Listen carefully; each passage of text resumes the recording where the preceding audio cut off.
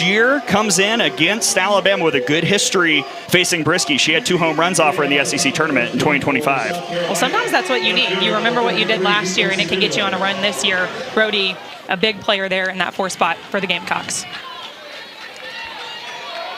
Overcast evening on Military Salute Day here in Tuscaloosa. And the first pitch from Brisky is cut on and missed. And we're off and running in Tuscaloosa, taking a closer look at the junior out of Phoenix, Arizona, 2-time SEC Pitcher of the Week, Jocelyn Brisky. Again, just having her best season. You see there the 153 Ks to 16 walks is because she pounds the zone. Already going at Lilio here with 2 straight strikes. She likes to work really efficiently, split the zone vertically, and just no fear in the circle. Earlier this week, Brisky announced as a top 25 finalist for National Player of the Year. Up 0-2. Low on Lilio. Oklahoma transfer out of Oceanside, California. 2nd year in Columbia, playing for Coach Woodard. All region a season ago.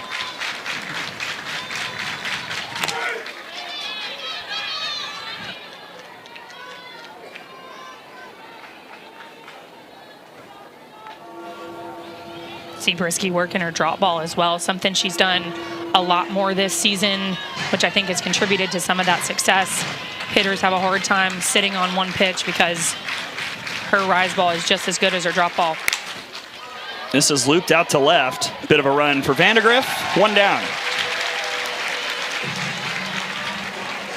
So very tough arsenal of pitches, and a large reason why There's 100 batting average in the last 7 games for the NC State transfer, who's on second for Carly Shelton. First pitch to Taylor at third. The throw to second will get Inslee.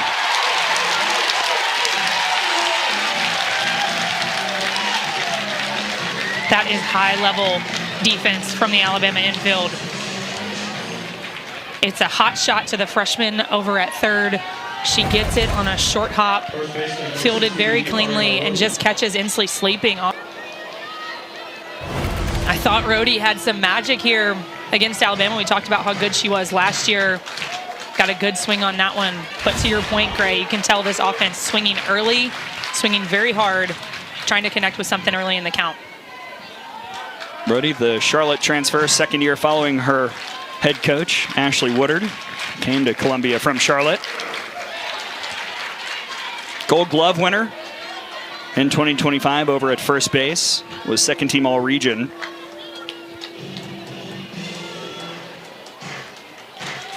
Last year against Alabama, had those 2 home runs in the SEC tournament, drove in 4 across the 4 games.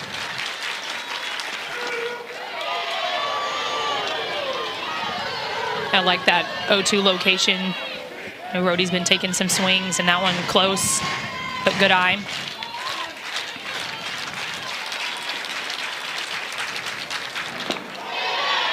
Changeup couldn't find the zone. 2-2.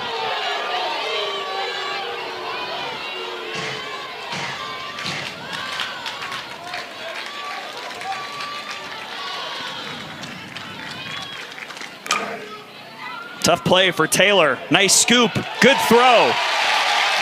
What an inning for the freshman at third. A lot of action early. Off to the bottom of the... A 1.75 ERA this year for her against ranked teams.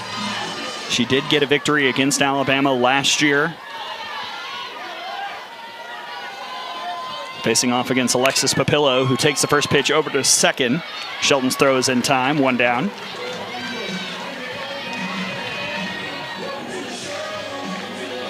First baseman, number 15, Brooke Wells.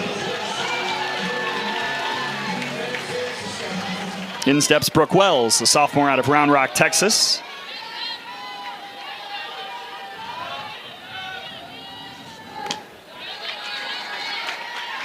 Wells in the 2 spot. Here's the rest of the order for Patrick Murphy. Not much of a change from what we saw in Game 3 against Tennessee. And Jenny Young back in the 3 spot. Last 18 games, hitting .425. Yeah, Young just seeing it so well over that stretch. And Alabama kind of needed that bat to develop there behind Brooke Wells, who is having such a good season. And it's been Jenny Young here late in the year.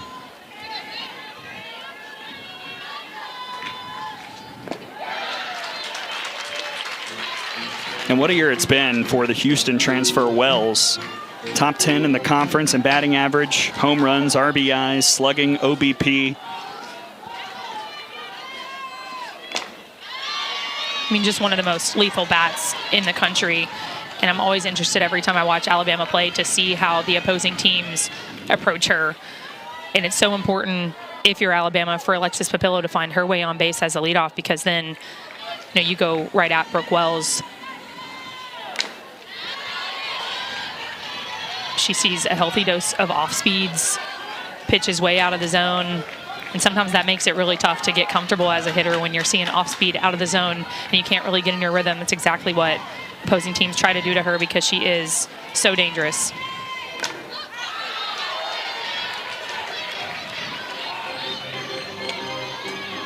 What's the adjustment for a hitter if you know you're going to get a steady dose of off speed and changeup? Actually, I'm going to bring in a Brandon Tao reference. That's my father, for those that don't know. But he used to tell me, when that's happening to you, you approach it more like a copperhead. A copperhead lays in wait, and when his prey comes by, he does not miss. And so when you're getting some off speeds or you're getting things out of the zone, you're just zoning in, tunneling in on the middle of that zone, and when you get it, you don't miss. It's a good line. Yeah, coached me all growing up, did a pretty good job, I'd say. 3-time All-American Kaylee Tao. Hey, Dad, I know you're listening. Well, the battle rages on after Papillo grounded out on the first pitch. This will be the 9th from Hurd to Wells.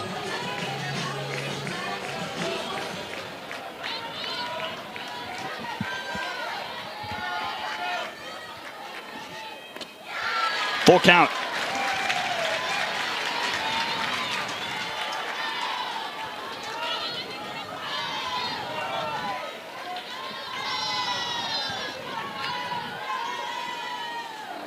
Got her. First strikeout for Hurd, 2 away.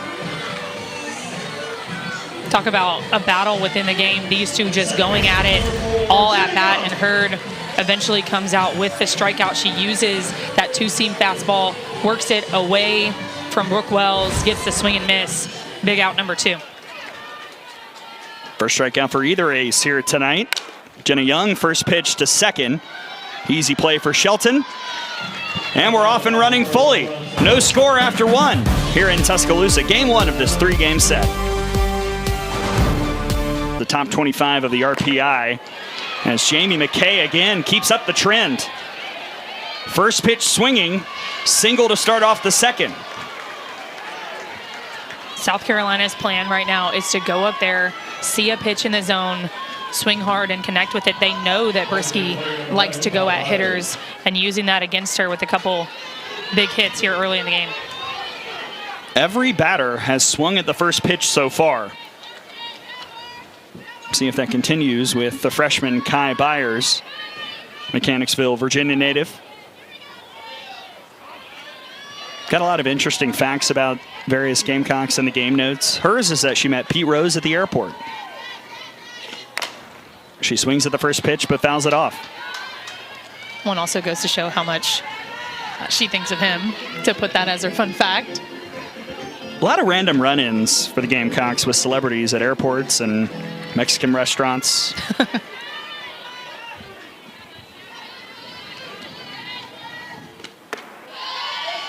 I remember back in my time with the Crimson Tide, we went to Tokyo, and my teammates met Post Malone in the middle of Tokyo. As one does. Yeah, you never know.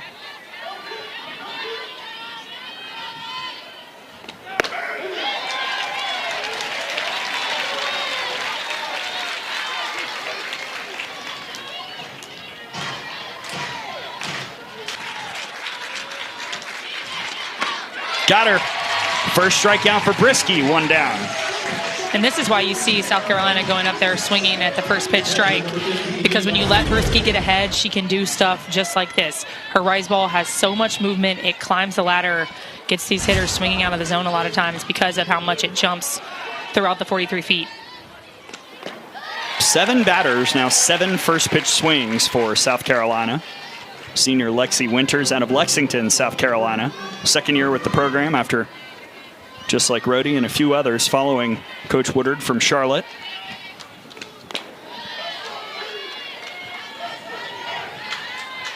Last season against Alabama, Winters had the 3-run homer in Game 2 of that series.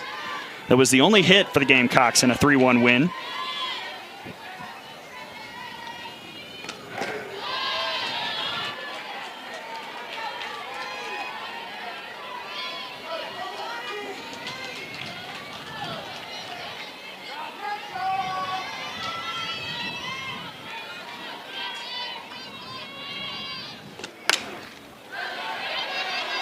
Hawkins will back up, 2 down. Brisky doing a really nice job of settling in after that hard single from McKay to start the inning. She works some of her rise ball and her drop ball and then gets a hit on the hands. That's how you combat that. When hitters are coming up swinging hard at you, it's how can you fool around a little. Continue that trend this year with them visiting at the Rhodes House. Senior out of Clanton, Alabama.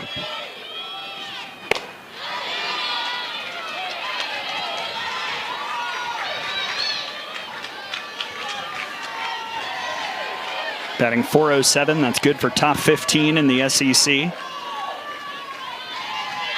Bunts it. Hurd will flip to first. And there's 1 down. Marley Giles trying to catch this defense slipping a little bit. But Jory Hurd fielding her position really well. You see Brody over there not crashing from first base, and Giles trying to exploit that. But Jory Hurd comes out of the circle, erases that for the first out.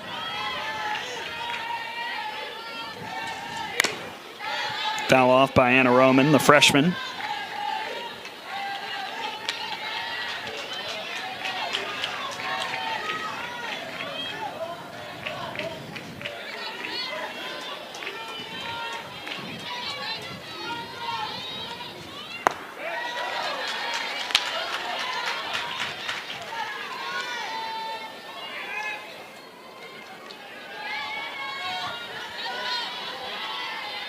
Roman, the last 5 games, does have 3 extra base hits, and now she's got a single to right.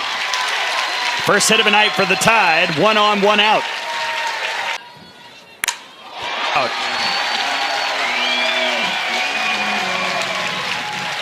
The lefties from Alabama really making the adjustment on the pitches in the zone. You can tell they've been communicating up and down the lineup on what they're seeing, coming in ready to attack that fastball on the middle inner half.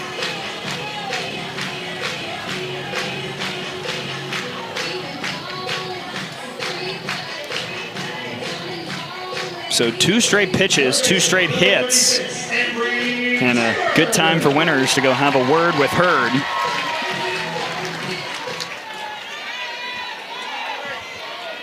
The powerful Ambry Taylor, freshman out of Jasper, Alabama, steps in.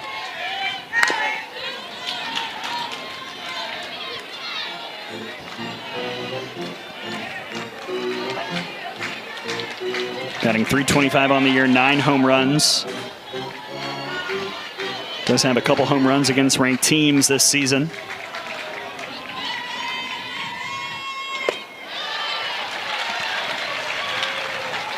One of the first looks at that off speed from Jory Hurd, about 56 miles an hour.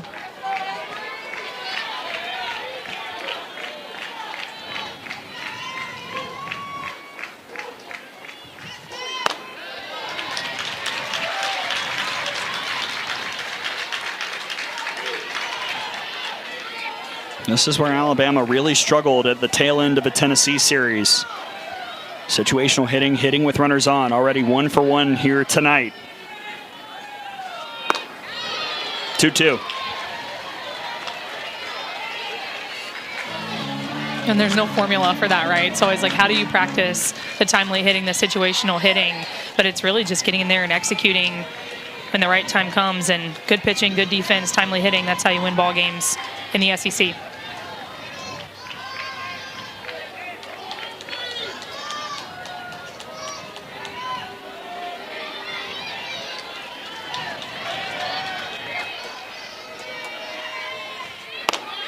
Strikeout for Hurd, working that 2-seam fastball for out number 2. She's so good on the glove side, that outside pitch to righties. It moves a little away, a little down, gives Ambry Taylor multiple pitches and multiple looks at it. Still can't catch up, gets a timely strikeout. Second for Hurd. And a first pitch ball to Salyn Hawkins. The junior from Phoenix, Mississippi State transfer, who was this week Softball America's Defensive Star of the Week.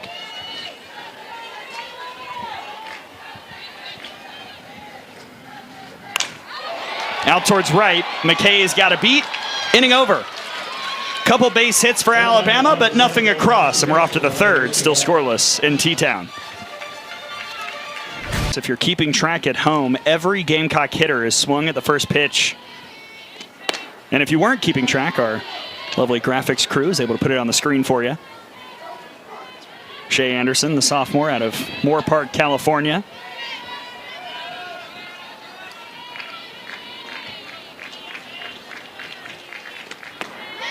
Got her. Check that, 1 and 2. As the scoreboard bamboozles me.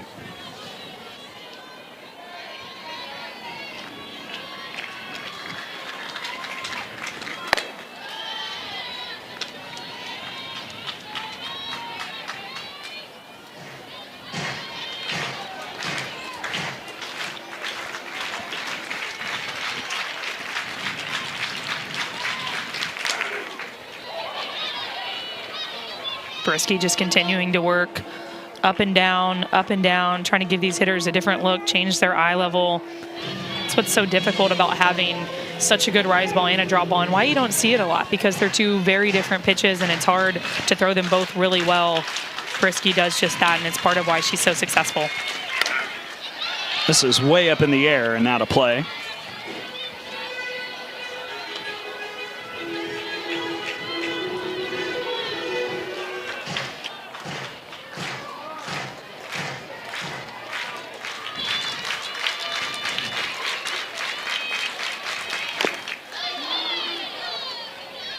Anderson just got a piece to stay alive. Making her 53rd start for the Gamecocks this year. You don't fall for the rise ball or the drop ball, you'll get this. It's the changeup from Jocelyn Brisky. Absolutely freezes Anderson right on the bottom part of the zone. Great pitch from Jocelyn Brisky. Ladies and gentlemen, we have our first take on the first pitch. It's by Quincy Lelio, who flew out back in the first. And this is that chess match within the game, right? You start the second time through the lineup for South Carolina, and how do they change their approach? Because obviously Brisky knows they've been swinging early, and she's changing a little bit, throwing a few more balls early in the count. So I think South Carolina also making their chess move, coming in with a little different approach as well.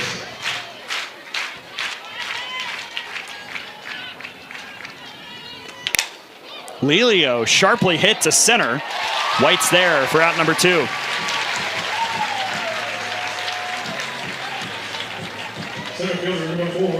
A lot of loud outs, even on these outs for the Gamecocks here tonight so far. And Kristen White makes that look easy in center, but those are actually the most difficult. They're line drives, they got backspin. You don't know whether to back up or stay where you are, and she does a good job. But to your point, Gray, South Carolina connecting with a few and sending them out in the green that have been very loud. Tori Inslee had a very loud double in the first inning. Her 12th of the year.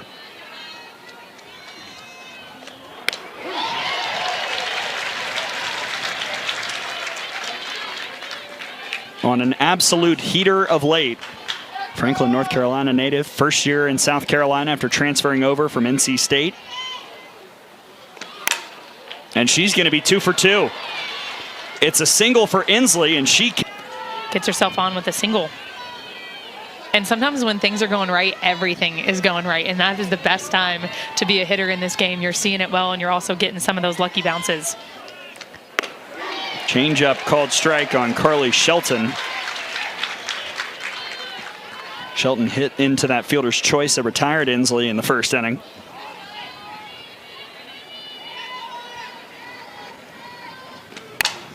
That's out to left. Another base hit. Back-to-back singles, and the Gamecocks have something working with 2 outs here in the third. This is a nice job by Shelton. letting this one get deep and just shooting it. It's a drop ball, low and out. Textbook hitting on that pitch, sends it out to left field, and now 2 aboard for South Carolina. It's going to be interesting to see how long of a leash Alabama has on Jocelyn Brisky, because she's been seen multiple times in a weekend and will likely throw more than once. How long do they let South Carolina keep connecting the way that they are?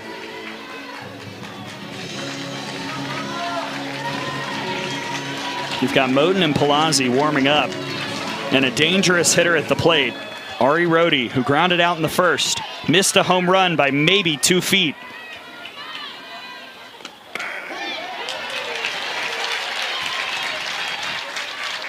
Rhodey's one of those players that you see the average 239 does not speak to what she can do, and that's always in the back of the mind of the opposing team. She can change the game.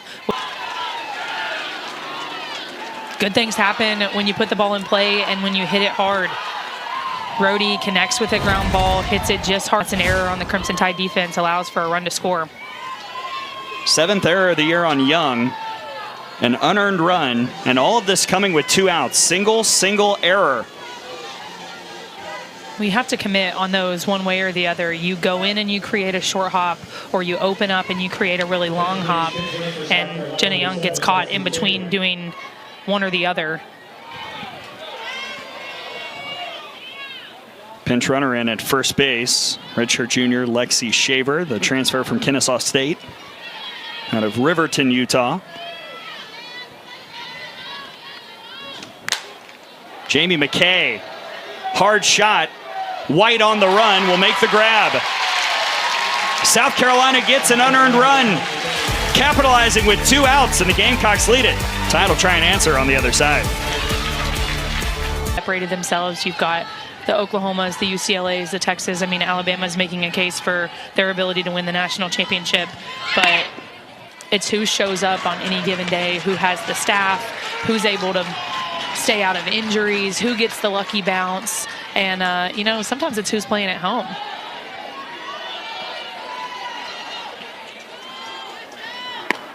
Alabama, one of those teams that you would think is in a very comfortable position right now to host both a regional and a super regional.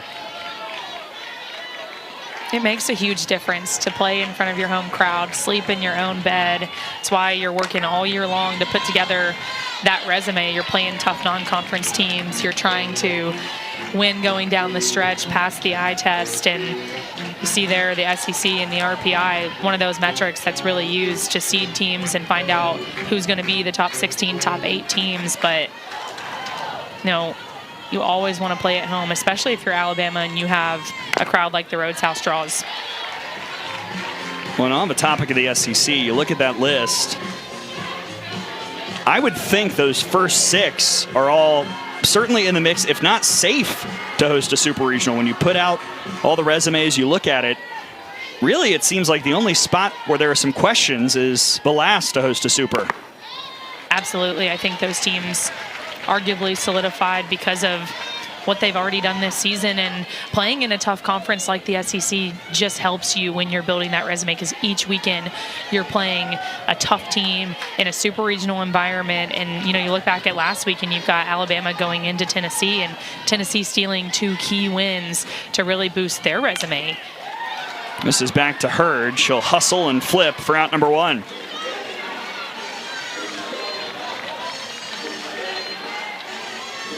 So first time through the order, success for Jory Hurd. Now back to the top with Alexis Papillo.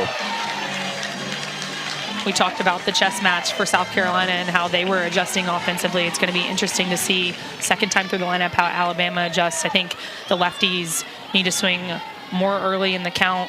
We saw that with Vandegrift and Roman getting those inside strikes like we just saw with Papillo.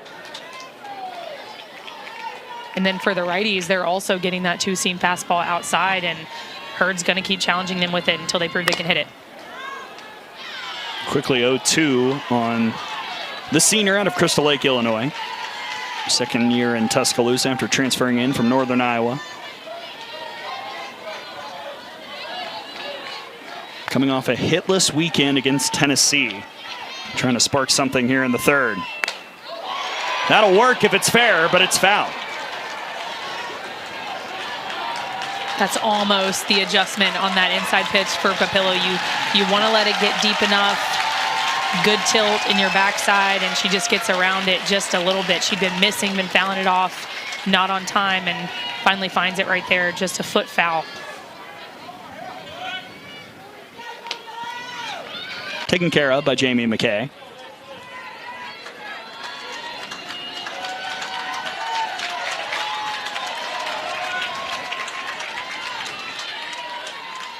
After a bit of a break, another 0-2.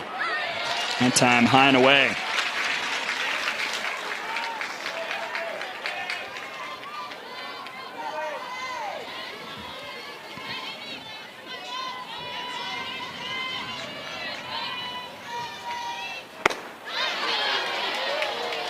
Did not go. 2-2.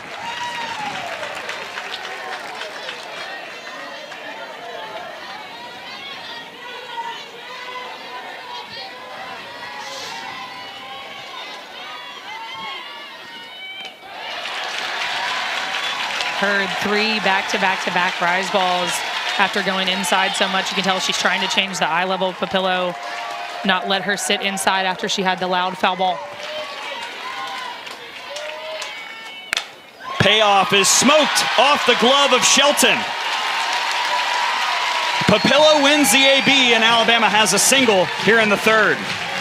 And this is why Hurd was throwing those rise balls, because she could tell Papillo was making the adjustment on the inside pitch. That one left a little bit over the middle of the plate, and Papillo, so strong, so much power, gets enough of it to get it past the second baseman into the green. Up comes Brooke Wells. She struck out in the first on a lengthy at-bat.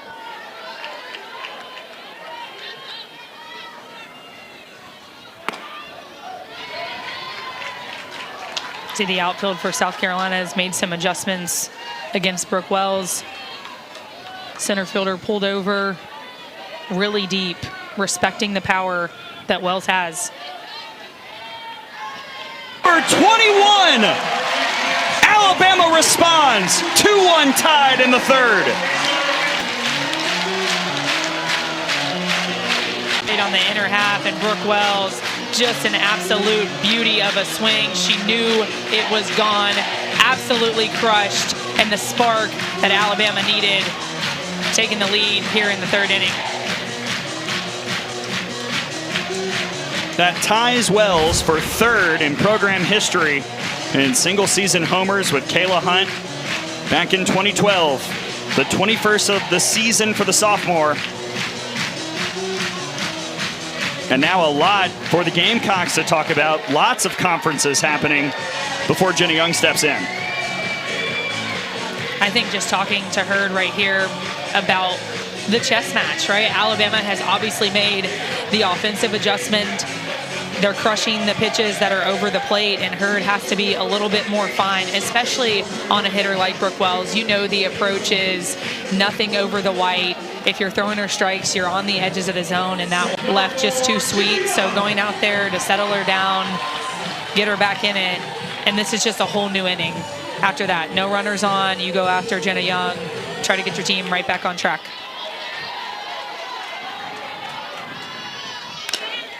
First pitch foul by Young. When you also think about the single by Papillo, that was an 0-2 count. She worked it full and then ripped it through the right side, and that's what's made that Wells home run a 2-run shot instead of a solo bomb. Well, and you talk about how good Brooke Wells is, but you also have to tip your cap to Alexis Papillo. She is stellar as well. That's why she's the leadoff in this lineup, because she has at-bats like that where she's able to fight, and get what she wants, something a little bit sweeter, because she just wears you down, right? You fight, and finally she gets what she wants and works her way on base. Slow roller handled by Shelton, 2 down. But also why Brooke Wells has been able to have the success she has, because in the back of your mind, it's do you go after Papillo, and then when Papillo does get on, you know, you got a multi-run homer versus a solo.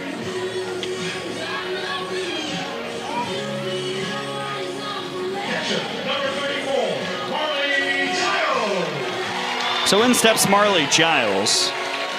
0 for 1 on the day. Got a fat head in the crown. supporting the senior. Beautiful change for strike one. Saw Brisky start throwing her changeup a little bit more. We will probably see her throw hers as well. Both pitchers that have multiple appearances in a weekend and usually try to keep that pitch in their arsenal and throw it more in their second appearance. But when the offenses are crushing your hard stuff, unfortunately, you have to show it a little bit sooner than you wanted to.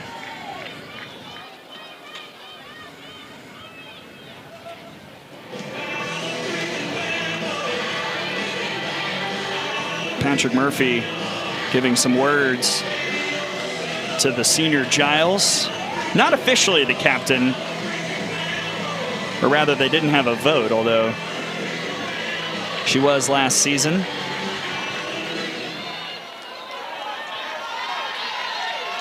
Trying to fight back from 0-2. If it stays in play, there's a chance for Rhodey. It was just out of reach.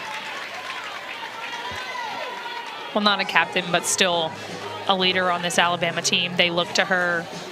She's the catcher. She really keeps things steady behind the plate, especially working with two freshman pitchers, but Alabama born and raised and been waiting to wear this jersey a long time.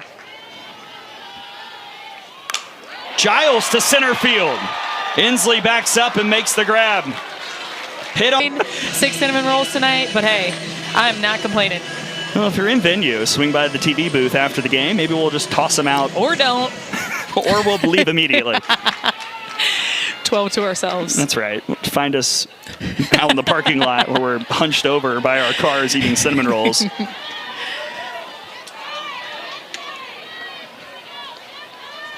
Six, seven, eight due up for the Gamecocks here in the fourth as they try and answer back. What'd you make of Coach Woodard's answer when we talked about the offensive approach against Brisky? Yeah, I think that was just the plan going in, being aggressive. And, you know, I talked about the chess match a little bit. It's picking your pitch and, you know, deciding what you're good at and what you want to swing at. And they have trust in their offense to go up there and trust their plan. And sometimes, you know, that's what Brisky having a good year, but you trust yourself and you trust what your team can do. And I think that's what they're proving here is we're going to stick to our plan. We don't care who's in the circle. If it's in the white, we're being aggressive.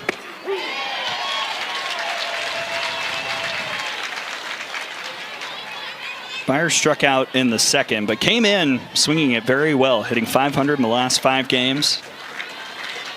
A couple home runs against ranked foes this year. Brisky's been putting some 2-strike pitches in this location all game. Finally gets the call against Byers. That pitch so well located. It's the drop ball on the inside half to a lefty. Great pitch for strike number 3. Winters fouls off the first pitch.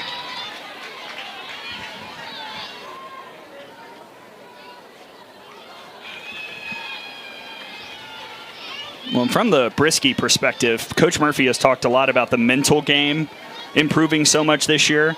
South Carolina was making a lot of really good contact first time through the order. But currently, the junior looks like she's getting stronger as this game goes on. Absolutely. And I mean, even after that Jenna Young error, because when teams are putting the bat on the ball, it's you trusting your defense. And even though the defense made a little error, she has still come back and done so well. And she's just a leader that this team needs in the circle.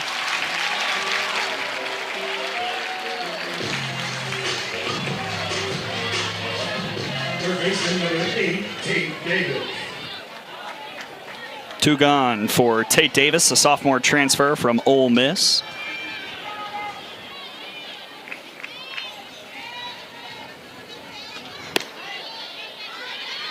We should probably alert the viewing public if there are any long bouts of silence. We are probably eating cinnamon rolls. I keep getting whiffs, and it's not good for me because it's distracting. And this is the best this booth has smelled all year. I'm not going to argue with that. Kind of an unseasonably chilly evening in Tuscaloosa here on April 30th.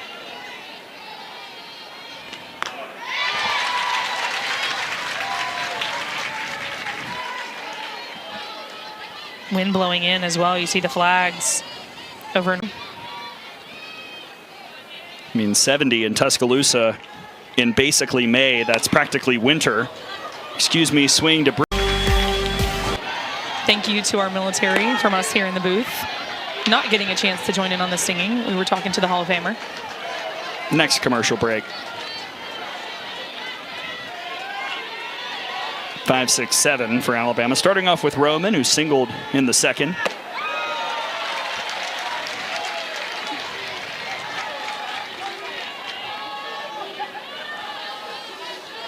Roman, a four-star recruit, according to Softball America, coming into college. He's already won SEC Freshman of the Week. Part of a cavalcade of Alabama award winners here this season. 9 different players have won an SEC award this year. That's 2 away from the most in conference history, and there's only 1 week left, so they won't reach that.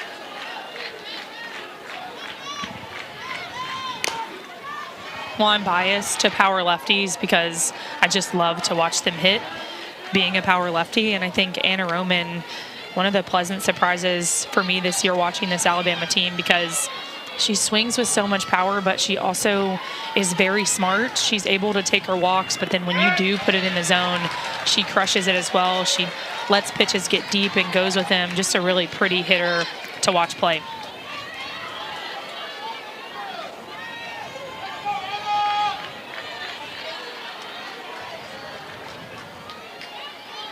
Payoff from Hurd. This is sky high from Roman. I think the park will hold it. Catch made by McKay for the first out. We talked about the wind, and I think the wind was a factor there. Anna Roman hit that ball really hard. Good job by Jamie McKay staying with it.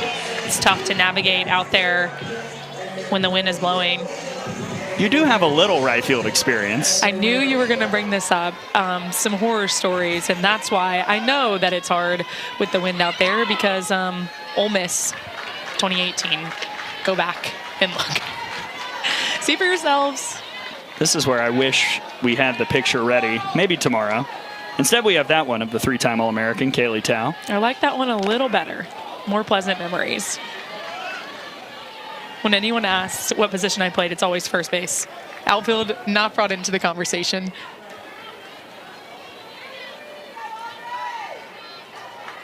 Alabama looking to spark something in the fourth like they did in the third with 1 out. Vandegrift singled a hard shot up the middle in the second. This time it's a beautiful bunt, but Rhodey plays it perfectly. 2 gone.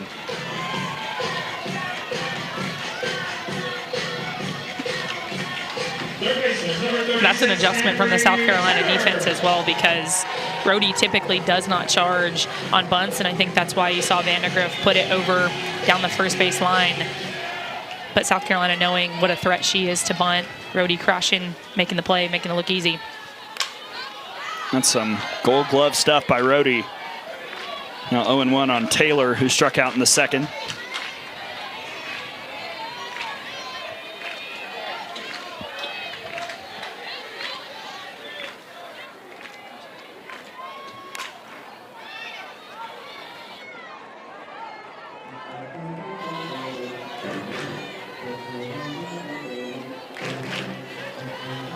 Taylor, another one who's won SEC Freshman of the Week this year.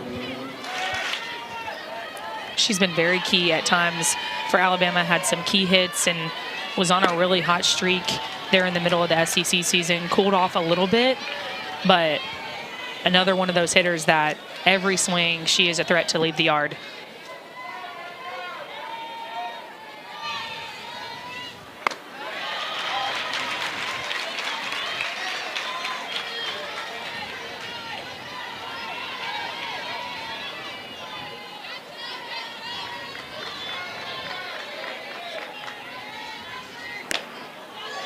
Full count. As a freshman, when you go through that 2 or 3 week stretch where it feels like nothing's working, what's the biggest key for a hitter? It's really difficult because you're so new to this level of softball, but that's when you lean into the leaders on your team, ask them questions, find out how they've done it in their career and how to come out of it. And honestly, it's just trying not to ride the ups and downs, right? You get too high whenever you're riding a streak and then too low whenever you're in a slump. It's difficult to really find consistency, but trial and error, you're finding out for yourself who you are at this level and what your identity is going to be. Taylor sends this up in the air. Charge for McKay.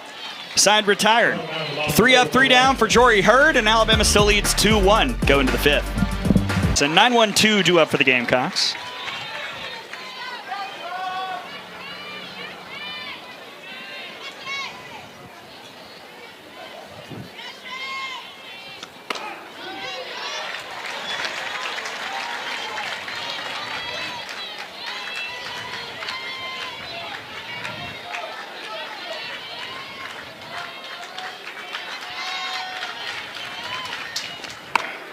Three-pitch K for Brisky, number 4 on the night. This is a great at-bat by Jocelyn Brisky. She goes at Anderson with 2 straight strikes and then works her rise ball up in the zone. 3 pitches, 3 strikes for the first out. Back to the top of the order, Lelio, 0 for 2, has hit the ball well. Yet to find the grass so far.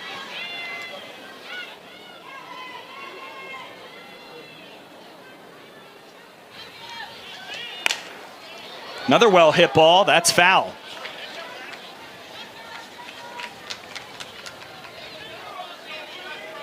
Well, and Lelio, another one of those players we talked about. Rhodey, the numbers not quite where you want them to be this year or where they've been in the past, but always a threat. She hits the ball very hard. That's why she's in that leadoff spot. There's a hard hit back up the middle. 5th hit of the night for the game. Ball hard, find a hole. And now here's the matchup. So far, Tori Inslee has controlled it.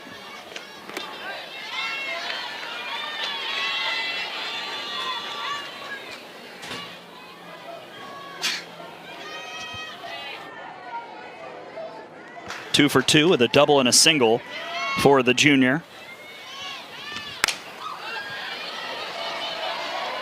In the air and foul ground, and Young makes a big catch for the second out. And exactly what you want if you're Jocelyn Brisky, able to work out of that matchup with Inslee with the runner on, and now just 1 out away from escaping the jam.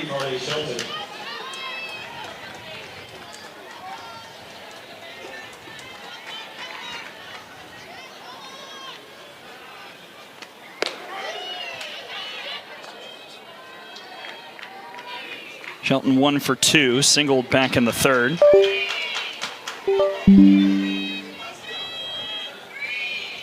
Last season, one of the best in the country at doubles. This season, 7th in the SEC, and comes from a background of a lot of success in the stick and ball sports.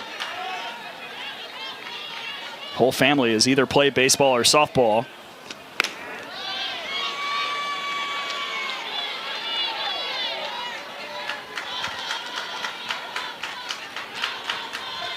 You see it right there. Dad Eric played baseball at Charlotte. Mom Bonnie played softball. Brother Colby graduated from Florida, started his college career right here in Tuscaloosa. And sister Kylie currently on the team at Florida Atlantic. I would love to hear the Eric and Bonnie story. Baseball and softball at Charlotte. Just a storybook family, everybody playing. It's back up the middle by Shelton. And with 2 outs, South Carolina has something cooking with Ari Rhodey coming back up.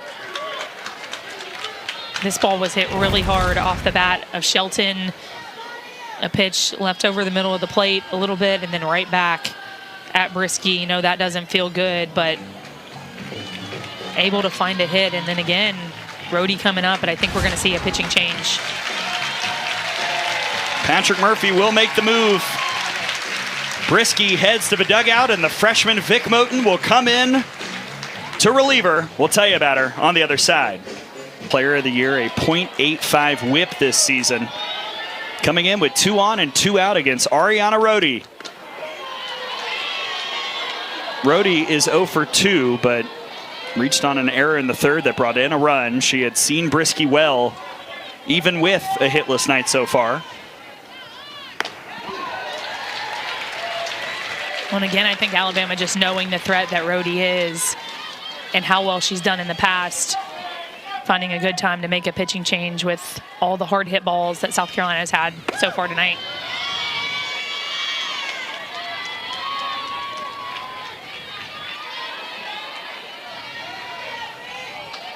Pinch runner is on. Nia McKnight is a second for Lelio. 2-2 on Rhodey.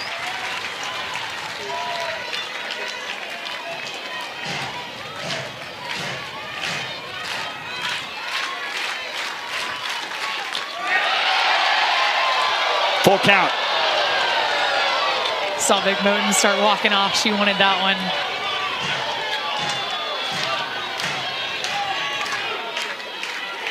Payoff from Moten. High in the sky towards left. Vandergriff will settle underneath. Side retired. Moten gets out of a jam, and we go to the bottom of the fifth. Alabama still up a run. In one, Florida just beat Georgia moments ago, 5-3. So the Gators are a half game up on third place Alabama. And if those teams were tied at the end, the Gators would have the tiebreaker. Unless the standings flipped. Currently, it would be record against highest rated common opponent, which would be Tennessee. Yeah, Alabama falling in that series this past weekend. Either way, those top four teams getting the double bye, not playing until Thursday. So adequate rest this week, but I always love conference tournament time. There's a lot on the line, and it feels just a little bit more personal when you put a trophy at the end of the week, and especially when it's single eliminations, who has a deep staff and who's able to really get hot at the right time. Alabama is very, very close to locking up a top four seed in the SEC tournament. And the last time that we'll see the tournament at one of the SEC schools. So Kentucky hosting the last one before this tournament goes to Madison, Alabama permanently. Telling us she's already been talking with the folks at the conference office. A lot of great ideas being discussed. And again, this is something the coaches wanted. They voted on it. And there's a lot of excitement amongst the SEC head coaches for what this means, not just for their individual programs, but for the conference as a whole. Yeah, and for the product of softball. You want these athletes to feel like they're going to a big event because the show that you're putting on the field is so good. The level each year just keeps leveling up, and you want the lights to be a little bit brighter at a tournament like the SEC tournament, and I think that common venue gives it that feel.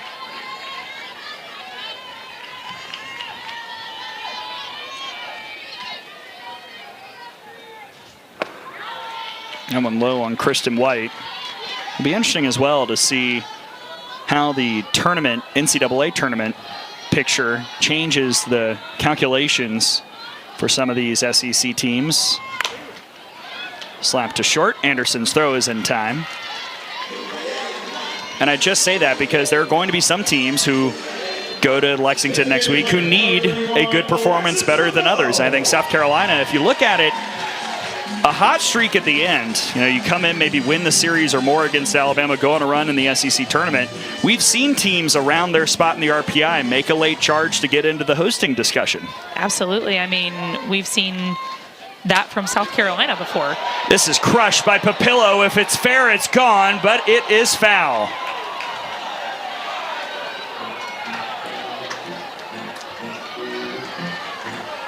Oh, I need to see a replay.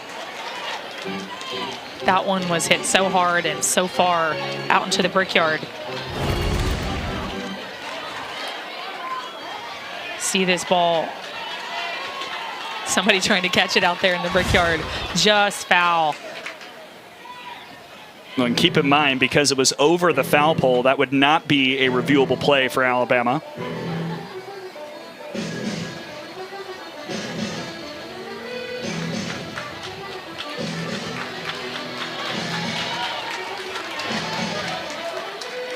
Quick conference for Papillo with hitting coach Adam Arbor and Patrick Murphy before the 0-1 from Hurd.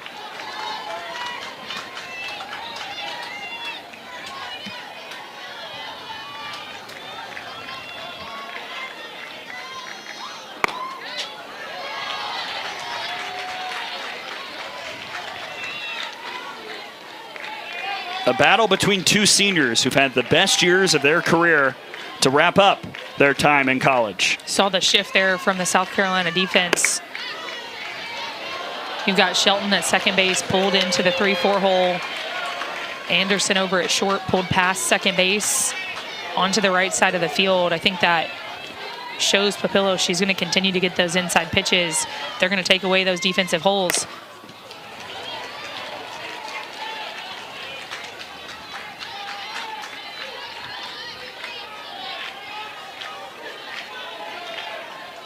Shelton was playing close to the line as well on the single by Papillo back in the third.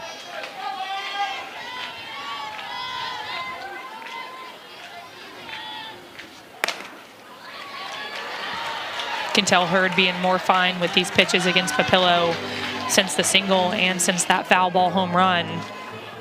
These pitches a lot more inside, hugging the chalk.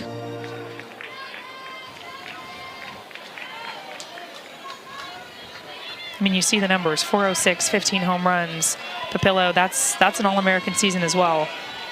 And we go to the sixth. Alabama still clinging to a 2-1 lead.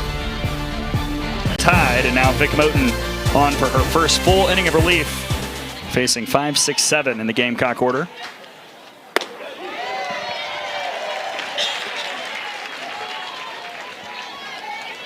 Jamie McKay, the senior transfer from Ole Miss,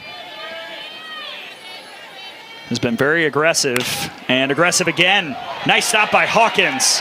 What a play for out number one.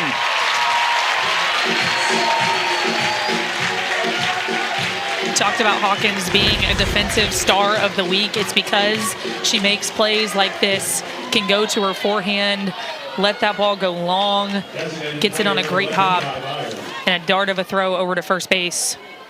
Just textbook.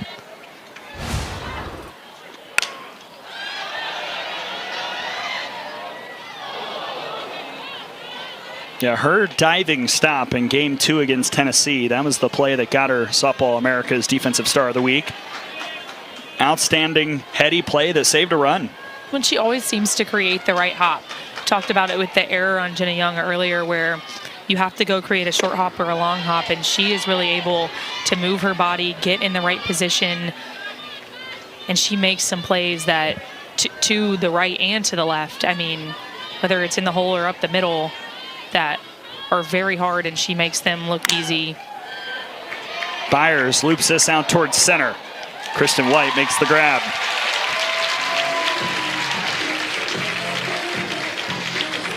Catcher number 15, Leslie Winters.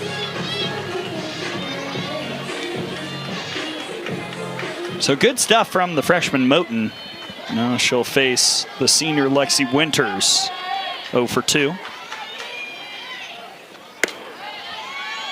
I think the pitch count is key for Vic Moten tonight. She is most likely going to be Game 2 starter. She has been most of the SEC season, and so how do you keep your pitches down, not let South Carolina get a good look at you before tomorrow?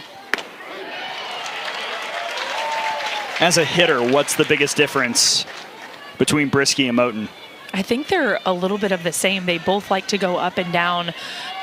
I would say Vic Moten, she spins it so tightly, and she's goes a little bit more wild, honestly, whenever she gets 2 strikes. And so with her, I would keep the same approach, you know, going up there, hitting something early in the count, because you don't want to let her throw some of her spinning stuff late, because she is so dangerous whenever she's able to get ahead. So to your, I mean, I think more similarities between the two than differences. That's what I mean. You don't want to get behind in the count. You want to hit something out in front. Winters takes a rise ball left at her chest, and outfielders usually taught not to dive down the line. I actually like this decision by Vandegrift because it's a double either way. She goes all out for it, but not able to make the play, and Winters with a 2-out double.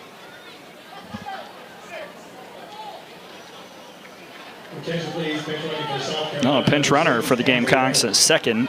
Ansley Bennett, freshman from Summerville, South Carolina.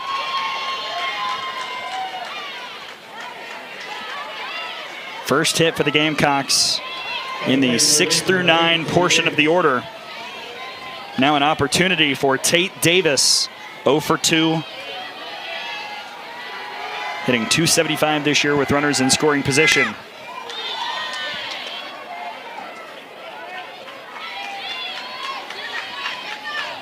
We've talked about the postseason so much. This is where you train for the postseason.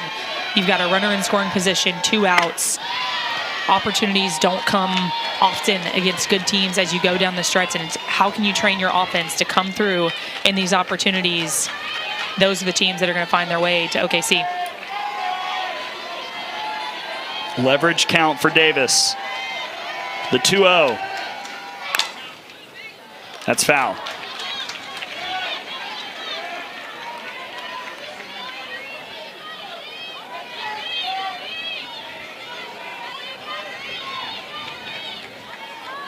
Gamecocks 0 for 4 with runners in scoring position tonight.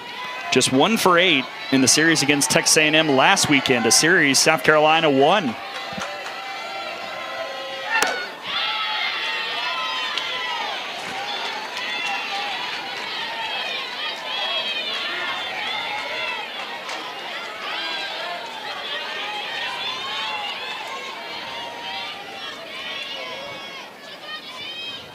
Time called. Marley Giles, the senior, I think just going to calm Vic Moten down, 3-1, ask her what she wants to hold.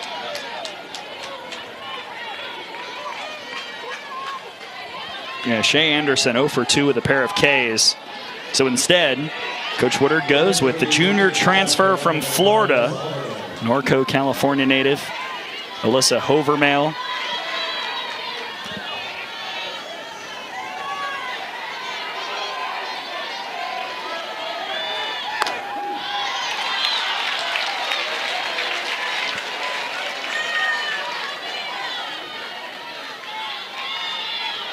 .227 average on the year, 12 RBIs.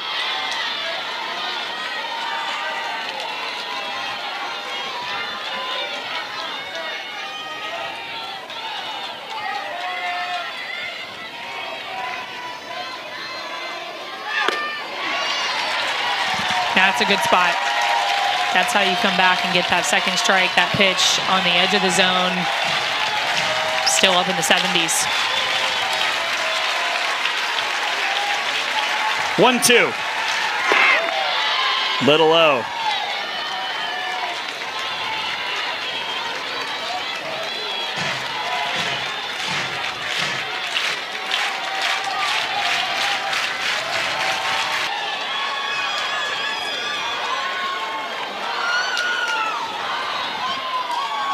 Hovermail not doing too much, just putting past you, because if it does, that's what happens. You score a run. I think Salen Hawkins would like to have that one back because she's so stellar defensively, but she didn't have a lot of options because the ball hung in the air for so long. Now Lelio takes strike 1.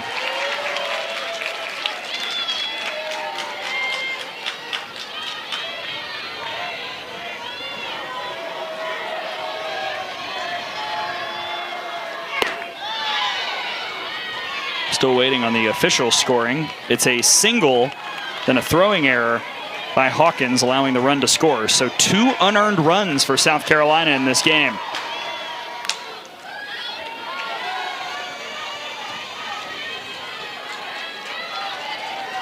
And the go-ahead run standing at third with Lelio, who's 1 for 3 facing Moten.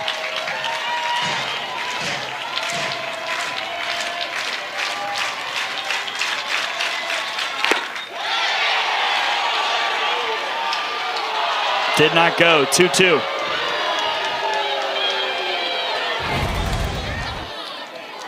This pitch low and in. It's high heat, really close to the zone. Almost got the swing. There's the swing, and a strikeout for Moten to end the threat. South Carolina ties it up. But had to throw her changeup because of how good her hard stuff has been, which is exactly what you want if you're South Carolina. Now the one mistake was to the hitter up now, Brooke Wells.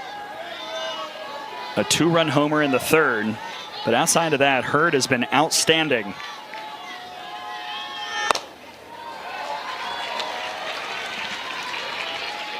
One for 2 night. for the Houston transfer.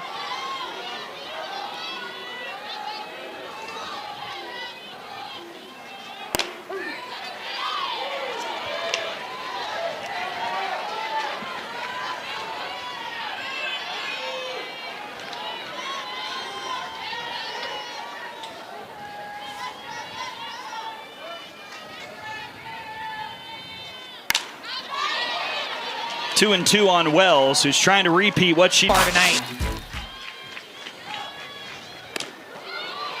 just missed.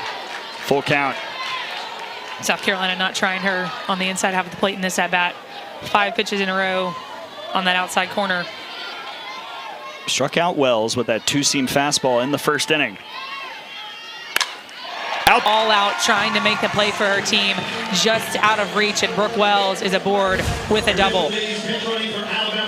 That was almost the catch of the year. But in a game of inches, it's Wells who gets the double, and now a pinch runner, Kinley Pate, coming on at second. And options abound for Alabama with Jenna Young stepping in. I wonder if this is a move the runner to third type situation. Young is 0 for 2. Swinging away, and she'll take strike one. Young has struggled to get on time with those inside pitches. Right now is the exact time that you want to, because you're trying as a lefty to pull something to the right side of the field, allow Pate to get over the third. That was pulled, but foul. Really needing a second arm to rise up, getting her opportunity here.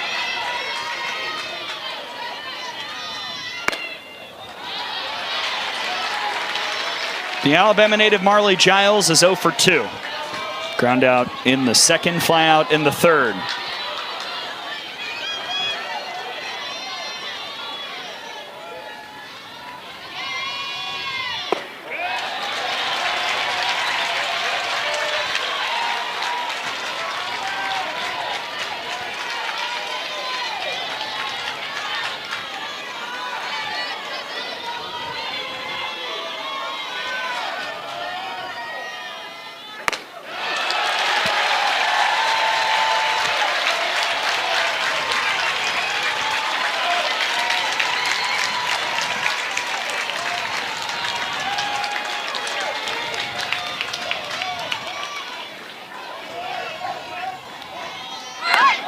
That's ball 4. It got away. Pate will race home.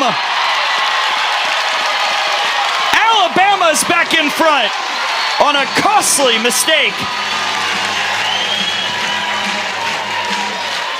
And just not the at-bat that you want to have if you're Friedel coming into this game. 4 straight balls, and this one a rise ball that is just way too high. It's a wild pitch, and Kinley Pate, green light all the way. She's scoring. Alabama takes the lead on the mistake from Emma Friedel.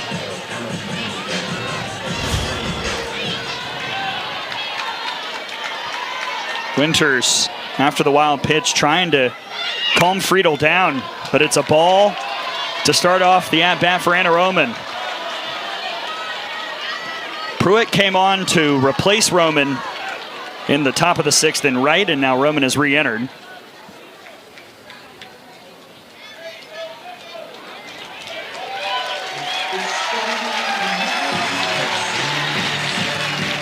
Patrick Murphy with the lineup card out again. Will send in the freshman Garrett Griggs to run it first for Giles. Attention please, pinch running for Alabama, number 2, Garrett Griggs. If you're Emma Friedel here, you just need to settle in. You need that first strike. It's like in basketball, getting your first bucket of the game. You need your first strike. There it is.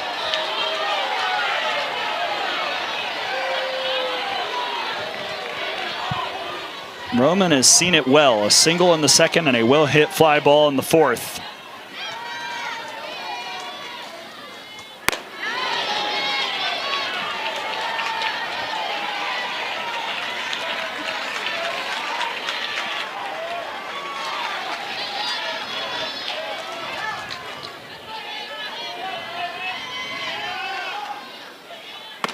Got her. Big time strikeout for Friedel. This is a nice job coming back. Friedel has good stuff, and she's just letting her stuff work.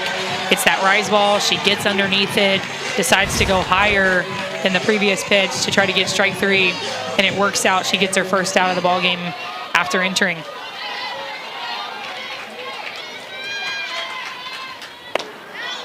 Ball 1 to Audrey Vandergriff. Sophomore is 1 for 2 with a single and a ground out.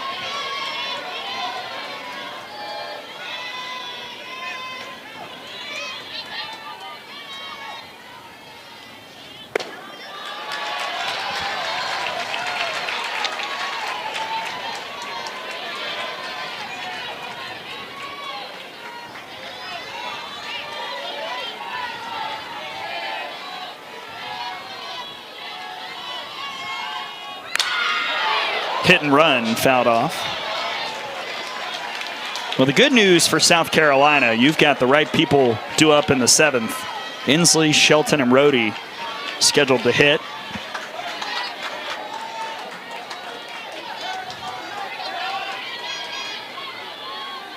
Friedel trying to limit the damage.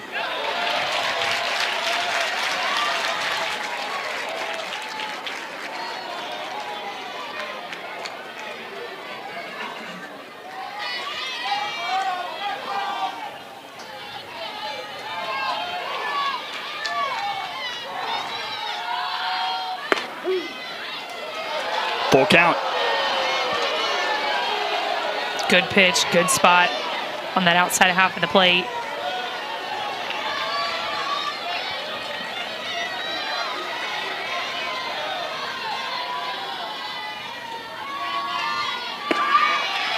Here's ball 4. Walk drawn by Vandergriff. And Alabama's looking for a little more here in the 6th.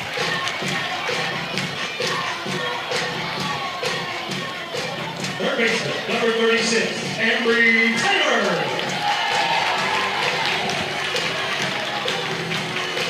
And good speed on base for the freshman Ambry Taylor. 0 for 2.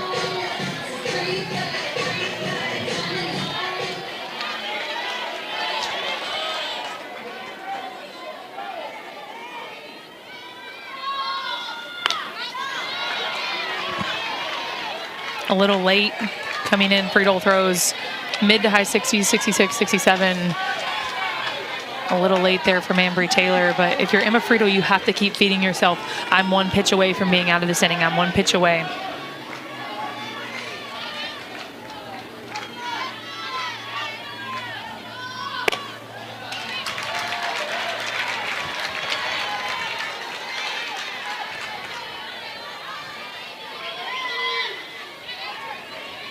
Tide trying to keep pace with Florida, looking to stay hot.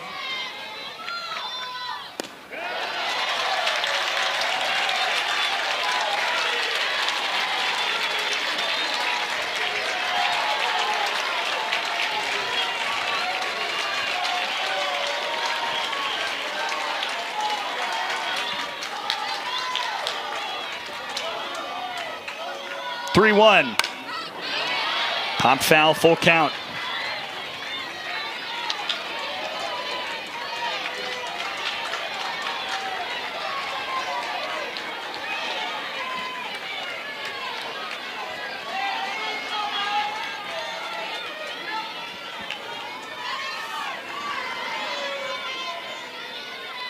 Payoff from Friedel. Swing and a miss. Emma Friedel gets out of it. But Alabama grabs the lead. The Tide up 3-2. Gamecocks have 2-3-4 due up. Don't go anywhere. 7th inning on the other side. There's Johnson. Vic Moten in the circle. And Tori Inslee, South Carolina's hottest hitter at the plate.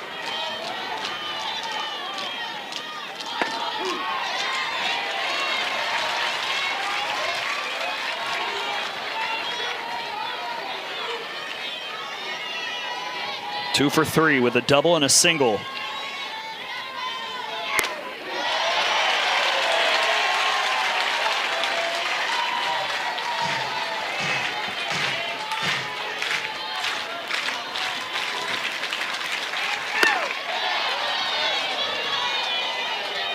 such a key at bat.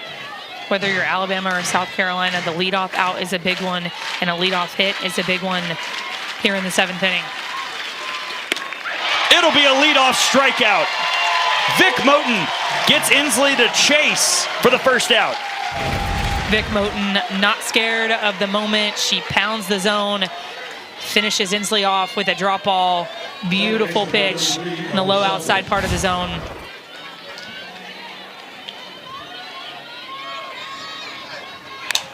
Shelton out towards center field. White makes the grab at the wall.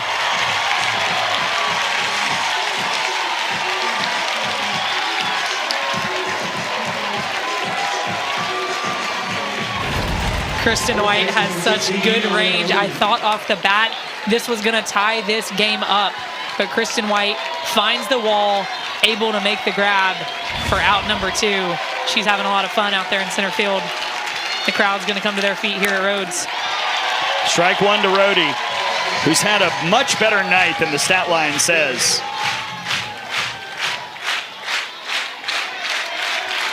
Oh for 3. And now 0-2.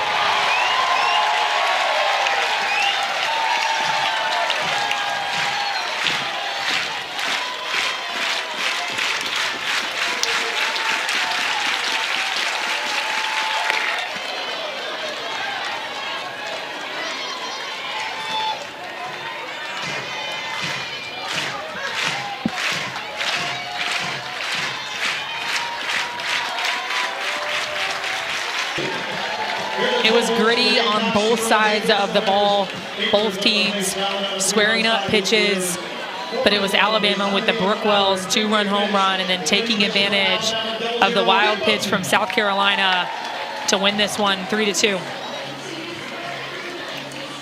Fun one to start.